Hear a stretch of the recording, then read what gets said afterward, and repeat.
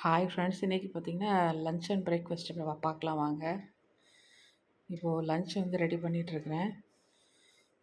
வெண்டைக்காய் போட்டு குழம்பு வச்சுருக்கேன்.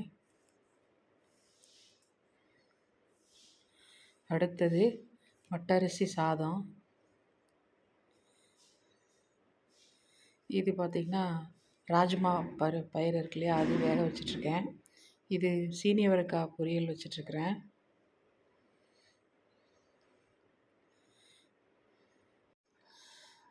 எக்கு வந்து பாயில் பண்ணி வச்சாச்சு.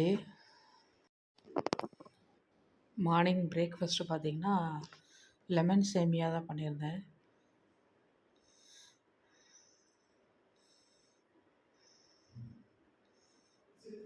ஓகே, பாய்.